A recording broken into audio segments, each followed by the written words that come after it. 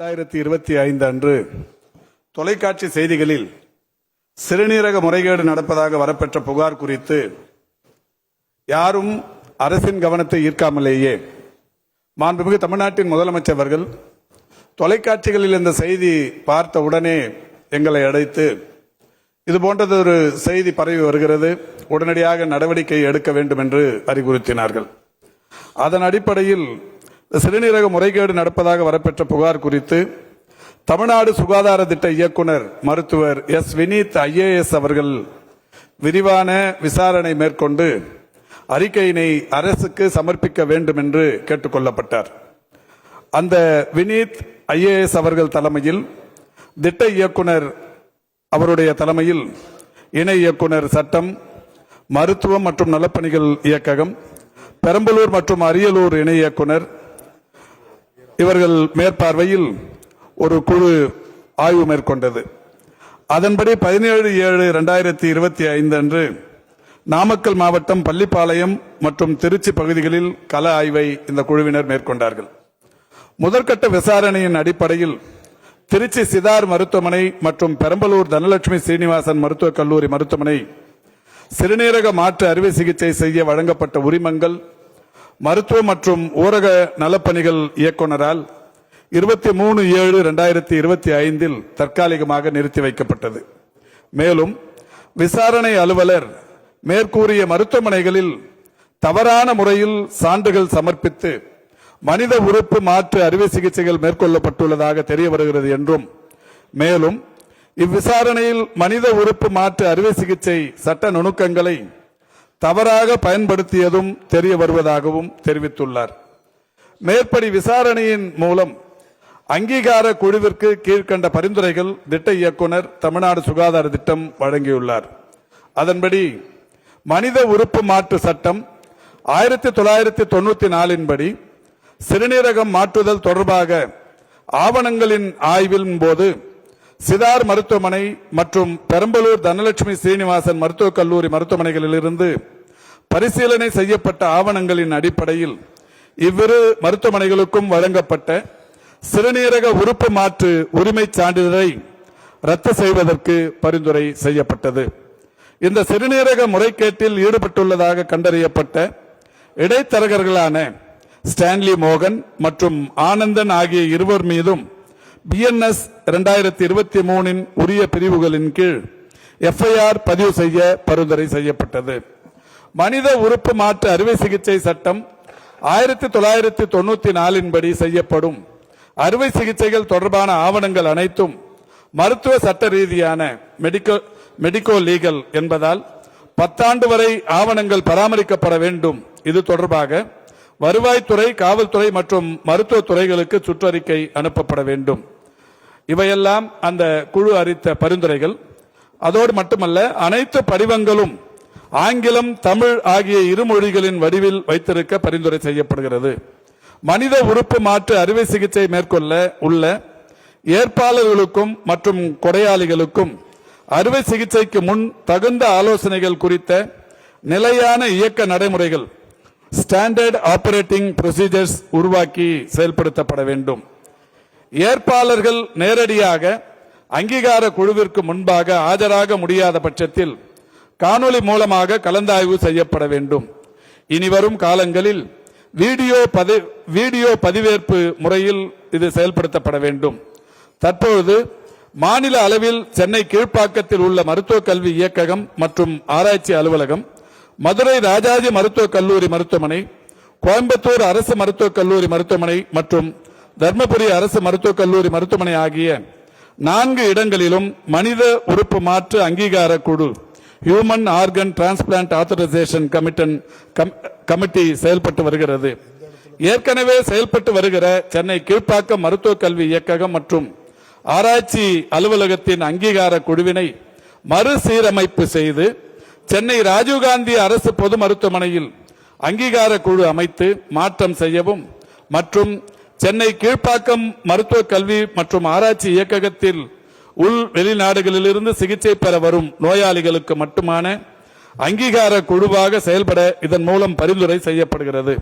மாநிலம் முழுவதும் உள்ள அங்கீகார குழுக்களுக்கும் மருத்துவக் கல்வி மற்றும் ஆராய்ச்சி இயக்குனர் அவர்கள் கண்காணிப்பு குழு தலைவராக நியமனம் செய்யப்பட வேண்டும். மருத்துவ மற்றும் ஊரக நலப்பணிகள் இயக்குனர் அவர்களின் தலைமையின் கீழ் வருடத்தில் இருமுறை மனித உறுப்பு மாற்று அங்கீகார குழுவின் மூலம் ஒப்பளிக்கப்பட்ட அல்லது நிராகரிக்கப்பட்ட அனைத்து விவரங்களையும் தணிக்கை செய்யவும் மற்றும் ஆய்வு நடத்தி ஆய்வு அறிக்கை தயார் செய்து ஆண்டு அறிக்கையாக அரசுக்கு சமர்ப்பிக்க இதன் மூலம் பரிந்துரை செய்யப்படுகிறது. அனைத்து மாவட்டங்களிலும் உடல் உறுப்பு தானம் என்ற பெயரில் உடல் உறுப்பை முறைகேடாக விற்பது தவறான செயல் என்பது குறித்து தொடர் விழிப்புணர்வு ஏற்படுத்த அனைத்து மாவட்ட ஆட்சித்தலைவர்களுக்கும் பரிந்துரை செய்யப்படுகிறது என்று 10 விதமான பரிந்துரைகளை அந்த குழு அளித்தது. மாண்புமிகு தமிழ்நாட்டின் முதலமைச்சருடைய வழிகாட்டுதலோடு தமிழ்நாடு சுகாதார திட்ட இயக்குனரின் பரிந்துரைகளை பரிசீலித்த அரசு சிதார் மருத்துவமனை மற்றும் பெரம்பலூர் தனலட்சுமி சீனிவாசன் மருத்துவக் கல்லூரி ஆகிய இரு மருத்துவமனைகளுக்கும் வழங்கப்பட்ட சிறுநீரக உறுப்பு மாற்று உரிமை சான்றிதழ் ரத்து செய்யப்பட்டது. இதில் மிக முக்கியமாக கவனிக்க வேண்டியது, பாரபட்சம் எதுவும் இல்லாமல் எந்தவிதமான பாகுபாடும் இல்லாமல் எந்த மருத்துவமனைகளின் மீது புகார் வந்ததோ அந்த மருத்துவமனைகளின் உரிமங்கள் உடனடியாக ரத்து செய்யப்பட்டது. மாண்புமிகு எதிர்க்கட்சி தலைவர் பேசும்போது இங்கே அவர் எடுத்து சொன்னதை போல இந்த மாதிரியான புகார்கள் நாமக்கல் பள்ளிப்பாளையத்திலும் திருச்சி அதேபோல் அருள் அவர்கள் எடுத்து சொன்னதை போல சேலம் பகுதிகளிலும் இந்த விற்பனை என்பது அவரே சொன்னார் 5 லட்சம் 10 லட்சத்துக்கு விற்பனை செய்கிறார்கள். இது மாதிரியான காரியங்கள் இப்பொழுது மட்டுமல்ல கடந்த காலங்களிலும் நடைபெற்றிருக்கிறது. ஆனால் அப்பொழுதிருந்த அரசு இது சம்பந்தமான எந்த விதமான புதிய விதிமுறைகளையோ எந்த விதமான சட்டப்பூர்வ நடவடிக்கைகளையோ எடுக்காமல் இருந்தது என்பதை இந்த சட்டமன்றத்திற்கு பல்வேறு உதாரணங்களின் மூலம் நான் பதிவு செய்ய முடியும்.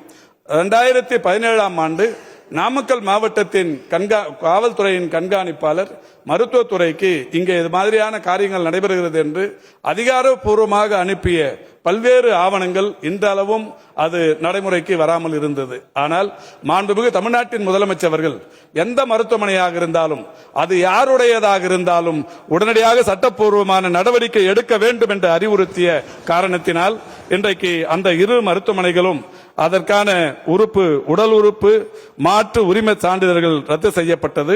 இந்த சிறுநீரக முறைகேட்டில் ஈடுபட்டதாக கண்டறியப்பட்ட ஸ்டாலின் மோகன் மற்றும் ஆனந்தன் ஆகிய இருவர் மீதும் குற்றவியல் நடவடிக்கைகள் தொடரப்பட்டு அந்த இருவரும் தற்போது கைது செய்யப்பட்டிருக்கிறார்கள். மேற்கண்ட பரிந்துரைகளின் மீது தகுந்த நடவடிக்கைகள் மேற்கொள்ளுமாறு மருத்துவ கல்வி இயக்குனர், மருத்துவ மற்றும் ஊரக நலப்பணிகள் இயக்குனர் மற்றும் அனைத்து மாவட்ட ஆட்சியர்களும் கேட்டுக் கொள்ளப்பட்டுள்ளனர். இதன் அடிப்படையில் மருத்துவ கல்வி இயக்குனர் நிலையான வழிகாட்டு நெறிமுறைகளை வகுத்து அனைத்து அங்கீகார குழுக்களும் அவற்றை தவறாமல் கடைபிடிக்குமாறு அறிவுறுத்தப்பட்டுள்ளனர். இதனைத் தொடர்ந்து அரசாணை எண் 396 நாள் 8/9/2025 படி மாவட்ட அங்கீகார குழுக்கள் மறுசீரமைக்கப்பட்டு தமிழ்நாட்டில் பதிவு செய்யப்பட்ட மருத்துவமனைகளிலிருந்து பெறப்படும் உறுப்பு மாற்று அறுவை சிகிச்சைக்கு காத்திருக்கும் வெளிநாட்டு நபர்களின் விண்ணப்பங்களை பரிசீலித்து ஏற்க வேண்டுமா மறுக்க வேண்டுமா என்பதை தீர்மானிப்பதற்காக சென்னை கீழ்ப்பாக்கத்தில் உள்ள மருத்துவ கல்வி இயக்ககம் மற்றும் ஆராய்ச்சி அலுவலகத்தில் மாநில அளவிலான ஒரு புதிய அங்கீகார குழு ஒன்று மாண்புமிகு தமிழ்நாட்டின் முதலமைச்சருடைய வழிகாட்டுதலோடு தற்பொழுது அமைக்கப்பட்டிருக்கிறது. இதனைத் தொடர்ந்து வடக்கு மாவட்ட அங்கீகார குழு சென்னையை தலைமையிடமாக கொண்டும் மத்திய மாவட்ட அங்கீகார குழு தஞ்சாவூரை தலைமையிடமாக கொண்டும் மேற்கு மாவட்ட அங்கீகார குழு கோவையை தலைமையிடமாக கொண்டும் தெற்கு மாவட்ட அங்கீகார குழு மதுரையை தலையிடமாக கொண்டும் அமைக்கப்பட்டு உறுப்பு மாற்ற செயலில் இன்றைக்கு அதற்குரிய அம்சங்களை பற்றியும் அறுவை சிகிச்சைக்கு முன்னரும் பின்னருமாக பராமரிப்பதற்குரிய வழிகாட்டுதல்களை வழங்க அறிவுறுத்தப்பட்டிருக்கிறது. மாண்புமிகு எதிர்க்கட்சித் தலைவர் அவர்கள் சொன்னதைப் போல சென்னை உயர்நீதிமன்றத்தில் மாண்புமிகு மதுரை கிளை 25/8/2025 என்று தேதியிட்ட உத்தரவின்படி ஒரு சிறப்பு புலனாய்வு குழுவை ஸ்பெஷல் இன்வெஸ்டிகேட்டிங் டீம் SIT என்று சொல்லப்படுகிற ஒரு சிறப்பு புலனாய்வு குழுவை அமைக்கப்பட்டு மேற்படி விசாரணை புலனாய்வு குழுவினால் இன்றைக்கு நடைபெற்று வருகிறது. அதன் அடிப்படையில் தான் 2 பேர் கைது செய்யப்பட்டிருக்கிறார்கள். இதோடு மட்டுமல்லாது அரசு அலுவலர்கள் யாரெல்லாம் இதில் தவறுதலாக இந்த ஆவணங்களை சரிபார்க்காமல் ஒப்புதல் அளித்தார்களோ அவர்கள் மீதும் துறை ரீதியான நடவடிக்கை எடுக்க வேண்டும் என்கின்ற வகையில் மதுரை மருத்துவமனையைச் சேர்ந்த நிர்வாக அலுவலர் ஒருவர், இளநிலை நிர்வாக அலுவலர் ஒருவர், அலுவலக கண்காணிப்பாளர் 2 பேர், இளநிலை உதவியாளர் ஒருவர், உதவியாளர் ஒருவர், தட்டச்சர் ஒருவர் என்று 7 பேர் மீது துறை ரீதியான நடவடிக்கை மேற்கொள்ளப்பட்டிருக்கிறது. இப்படி மாண்புமிகு தமிழ்நாட்டின் முதலமைச்சர் அவர்கள் தவறு என்று எங்கே நேர்ந்தாலும் உடனடியாக கண்டறிந்து தகுந்த நடவடிக்கை எடுக்க வேண்டும் என்று உத்தரவிட்டதன் அடிப்படையில் இந்த வகையிலான நடவடிக்கைகள் மேற்கொள்ளப்பட்டிருக்கிறது. அதோடு மட்டுமல்ல, இந்த குழு ஏற்கனவே சொல்லியிருப்பதைப் போல இது மாதிரியான ஏழ்மை நிலையில் இருக்கிற மக்களுக்கு விழிப்புணர்வை ஏற்படுத்துவதற்கும் அரசு பல்வேறு முயற்சிகளை மேற்கொண்டு வருகிறது. திரு அருள் அவர்கள் சொன்னதைப் போல பொருளாதார ரீதியான வளர்ச்சி ஏழ்மை நிலையில் இருக்கிற மக்களுக்கு ஏற்படுத்துவதற்குரிய நடவடிக்கைகளை இந்த அரசு ஏற்கனவே செய்திருக்கின்ற காரணத்தினால்தான் பொருளாதார வளர்ச்சியில் ஒரு 14 ஆண்டுகளுக்கு பிறகு இரட்டை இலக்க வளர்ச்சியாக இன்றைக்கு தமிழ்நாட்டில் 11.19 என்கின்ற வகையில் பொருளாதார வளர்ச்சியும் தனிநபர் வருமான வளர்ச்சியும் அதிகரித்து இந்தியாவுக்கு தமிழ்நாடு முன்மாதிரியாக இருந்து கொண்டிருக்கிறது.